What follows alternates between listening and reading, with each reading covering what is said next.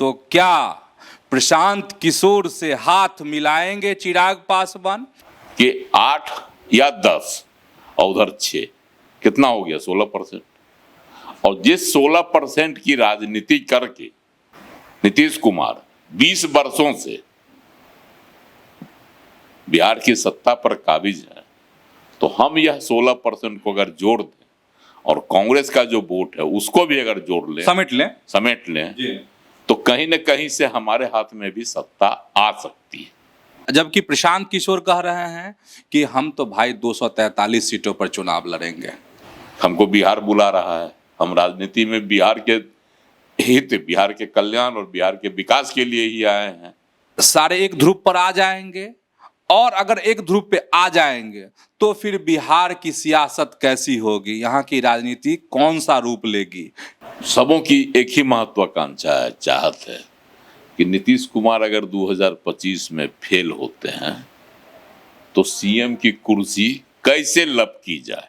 अब बताइए, बीजेपी में फंसेगी कि नहीं केंद्र की सरकार, या केंद्र की सरकार की सोची समझी रणनीति है? पनोरमा ग्रुप, जो सोचता है वो करता है। नमस्कार, आप देख रहे हैं न्यूज हाट। मैं हूं चंदन झा। धड़कने धड़क रही हैं, सुर में सुर मिल रहे हैं, तो क्या प्रशांत किशोर से हाथ मिलाएंगे चिराग पासवान? तो आज इसी खबर को समझिए, और इस खबर पर हमारे साथ बात करने के लिए हैं वरिष्ठ पत्रकार अजय मिश्र। सर, आपका इस कार्यक्रम में स्वागत है। धन्यवाद चंदन जी। सर, सुर मिल रहा है, मिजाज मिल रहा है, तो क्या सियासी तौर पर प्रशांत किशोर मतलब पीके और चिराग एक लाइन पर आ जाएंगे? दोनों का ध्रुव एक हो जाएगा? क्या बिहार की सियासत की गर्माहट अभी बाकी है? देखिए, बिहार की सियासत में कब क्या करवट ले ले यहाँ की, यह नहीं कहा जा सकता, क्योंकि महत्वाकांक्षी लोगों की यहाँ भीड़ है ना। इस विधानसभा चुनाव में बहुत सारे लोग उतर गए हैं मैदान में। अब शिवदीप लांडे आईपीएस की नौकरी छोड़ के आ गए। उनकी भी अपनी चाहत है बिहार को सुधारना, बिहारियत की बात वो भी करते हैं यहाँ पर। अब चिराग पासवान तो शुरू से कर रहे हैं, बिहार फर्स्ट, बिहारी फर्स्ट करके वो अपना चलाते हैं अभियान उनका। और प्रशांत किशोर की जो है राजनीति जो शुरू हुई है, वह भी बिहार में विकास, खास करके शिक्षा और रोजगार के मामले पर, पलायन के मामले पर, इन तमाम मुद्दों पर। तो सबों की एक ही महत्वाकांक्षा है, चाहत है कि नीतीश कुमार अगर 2025 में फेल होते हैं तो सीएम की कुर्सी कैसे लब की जाए। तो लालू प्रसाद भी हैं कि किसी हर हाल में तेजस्वी यादव को इस बार 2025 में मुख्यमंत्री की कुर्सी पर बिठा दिया जाए। ये सब बातें जो है सियासत में दौड़ रही हैं, घूम रही है, घुमर कर फिर आ जाती है वहीं।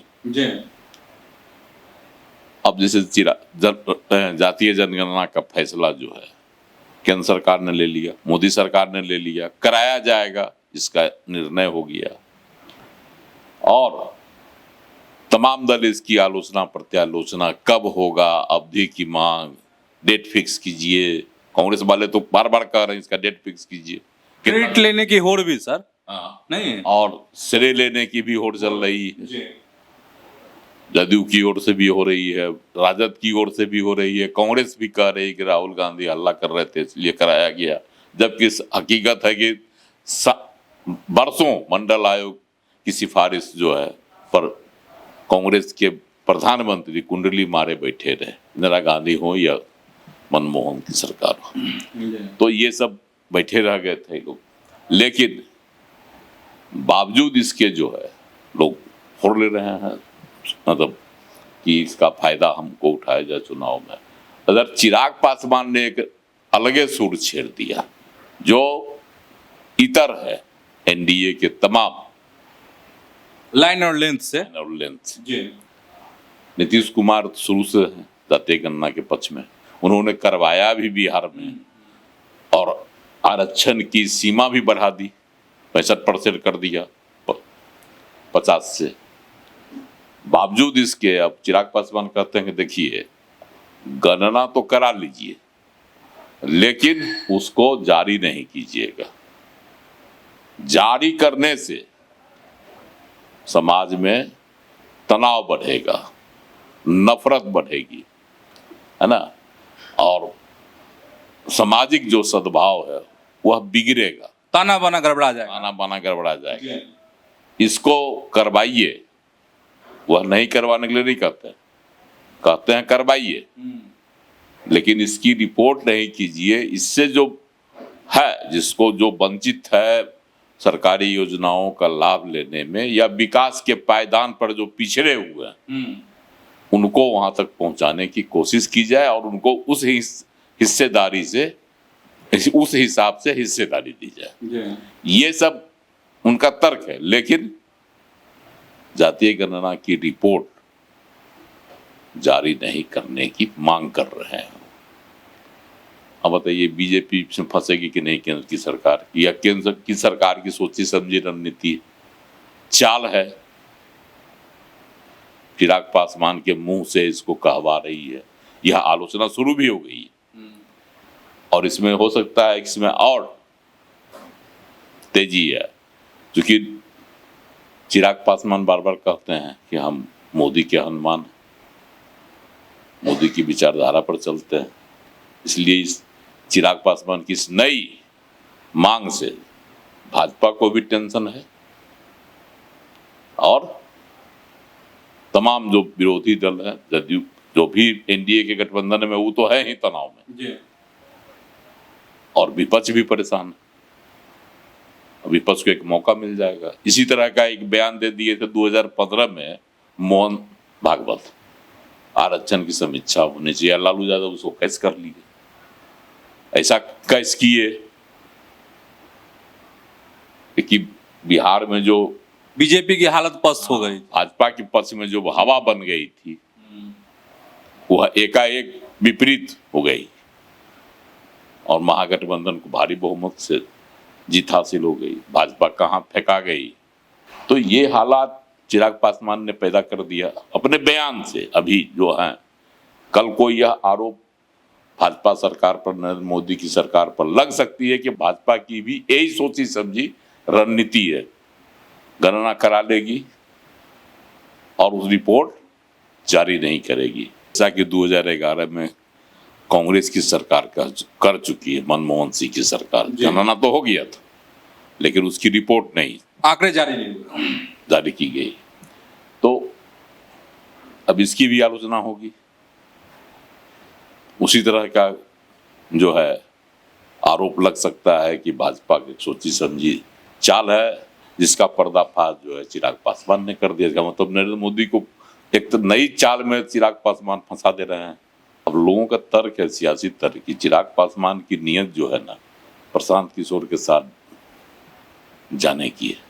चाह रहे हैं कि एक नया समीकरण बिहार में बनाया जाए जिसमें प्रशांत किशोर के साथ तालमेल बिठाया जाए, अब मनमाफिक सीट मिले दोनों ओर से। क्योंकि दोनों के आप शुरू से बयान देखिए तो दोनों का बयान आपको मिलेगा एक ढर्रे पर चल रहा है। जैसे बीपीएससी में धांधली जो हुआ था उसमें प्रशांत किशोर धरना पर बैठे पूरा, इधर से चिराग पासवान ने भी कहा था कि इस पर रोक लगनी चाहिए, धांधली जो है उसको परीक्षार्थियों के हित में फैसले होने चाहिए। तो एक वहां पर दोनों का जो सामने दिखाई पड़ा, शराबबंदी पर देख लीजिए, प्रशांत किशोर विरोध कर रहे हैं, चिराग पासवान भी उसके विरोधी हैं और कहते हैं कि तारीख को उसमें नहीं रखा जाना चाहिए। इससे जो है समाज के एक बड़े वर्ग को भारी हानि हो रहा है, जीवन यापन में दिक्कत हो रही है, आर्थिक हानि हो रही है ना, जीवन यापन में परेशानी हो रही है। तो ये सब जो हैं, और बिहार और बिहारियत की बात दोनों करते हैं, दोनों का लक्ष्य यही है। इधर चिराग पासवान ने एक नया सिगुफार छोड़ दिया है, हमको बिहार बुला रहा है, हम राजनीति में बिहार के हित, बिहार के कल्याण और बिहार के विकास के लिए ही आए हैं, इसलिए हमको विधायक बनने की मांग, मतलब चाहत है मेरी, तभी हम बिहार की सेवा कर सकते हैं। तो बिहार कि सियासत में प्रशांत किशोर की तरह चिराग पासवान भी घुल मिल गए। केंद्र की राजनीति में उनकी दिलचस्पी कम रह गई है, बिहार की सियासत में ज्यादा दिलचस्पी वो दिखा रहे हैं। अच्छा सर, कांग्रेस कह चुकी है कि हम आरजेडी के साथ है, महागठबंधन के साथ हैं। जबकि प्रशांत किशोर कह रहे हैं कि हम तो भाई 243 सीटों पर चुनाव लड़ेंगे। वहीं चिराग पासवान कह रहे हैं कि हम एनडीए में हैं भी, केंद्र में मंत्री भी हैं मोदी की सरकार में। तो सर ये तीनों दल जो है अगर कहे तो अलग अलग ध्रुव पर हैं अभी बिहार में खड़े। तो क्या सारे एक ध्रुव पर आ जाएंगे? और अगर एक ध्रुव पे आ जाएंगे तो फिर बिहार की सियासत कैसी होगी? यहाँ की राजनीति कौन सा रूप लेगी? क्या होगा? कितना असरदार होगा? चंदन जी, आपका सही सवाल कि तीनों की अपनी अपनी महत्वाकांक्षा है। प्रशांत किशोर चाह रहे हैं कि हम 243 सीट पर लड़कर यह बता दें कि हमारी सियासी ताकत इतनी है, इतने मेरे वोटर हैं। जैसे अभी जो उपचुनाव हुआ ना उपचुनाव 4 विधानसभा क्षेत्र में, तो उसमें प्रशांत किशोर की पार्टी जन सुराज को लगभग 7-8% वोट आया था। 10%, 8 से 10% के लगभग क्षेत्र वाइज था। तो उनको है कि हमको 7-8% वोट है मेरे साथ, शुरू हो गया, जुड़ गया पहला ही उपचुनाव में। चिराग पासवान को है कि हमारे साथ 6% वोट खानदानी है, 5.76% है, वो चला आ रहा है।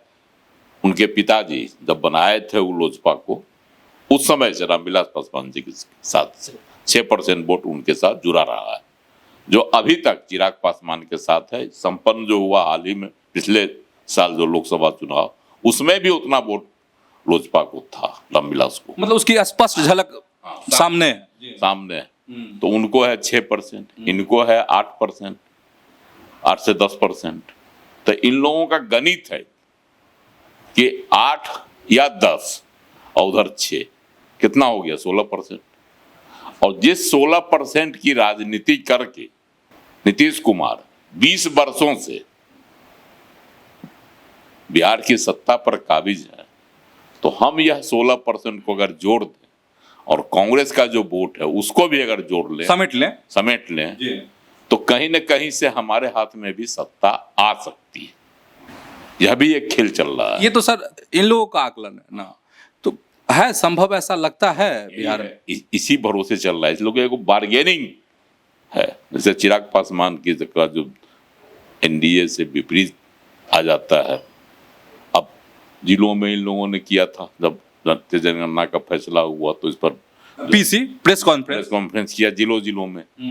वहाँ इनके प्रवक्ता नहीं, इनके नेता नहीं, मतलब कुछ जगह थे, कुछ जगह नहीं थे, नहीं शामिल हुए। दिलचस्प, कई जगह थे भी सर, कई जगह थे, कई जगह नहीं भी थे, जबकि सब जगह जाना था, जिलों में करना था, उसमें भी उदासीन रहे। वह दिलचस्पी नहीं दिखाई इनके पदाधिकारियों ने जिला स्तर के। तो ये सब कुछ जैसे अभी का बयान, ताजा बयान तो उनका वही ना है कि रिपोर्ट नहीं जारी हो, जो मांग उन्होंने की है। तो इससे जो है कहीं न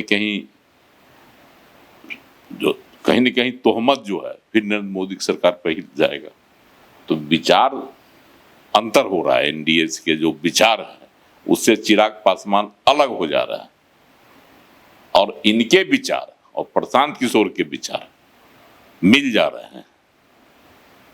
इसका मतलब है कि जब विचार मिल रहा है तो कहीं कहीं हो सकता है कि अगर सियासी समीकरण बैठे और सीटों का अनुकूल जो डिमांड इन लोगों का है वह बंटवारा अगर हो गया तो कांग्रेस भी छिटक सकती है।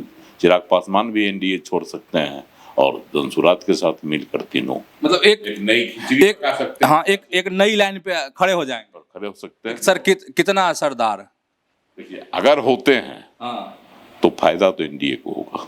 अच्छा, एनडीए को फायदा होगा, महागठबंधन को इसमें घाटा होगा क्योंकि अल्पसंख्यक वोट छितराएगा, मतलब कांग्रेस के साथ और प्रशांत किशोर के साथ और इधर थोड़ा बहुत घाटा चिराग पासवान के वोट से एनडीए को भी होगा। तब तो सर नई मतलब सियासी खिचड़ी हो जाएगी। संभावना इसकी दिख रही है कि विधानसभा चुनाव आते आते बिहार में एक तीसरा मोर्चा भी बने, जिसके सूत्रधार प्रशांत किशोर हों, चिराग पासवान हों, और कांग्रेस भी उसमें ताक झांक कर सकती है। तो आप समझ गए होंगे कि दिल धड़क रहा है तो क्या साथ में आएंगे, हाथ भी मिलाएंगे कि नहीं। तो ऐसे ही जुड़े रहिए न्यूज हाट के साथ, खबरों से अपडेट रहिए। धन्यवाद, नमस्कार।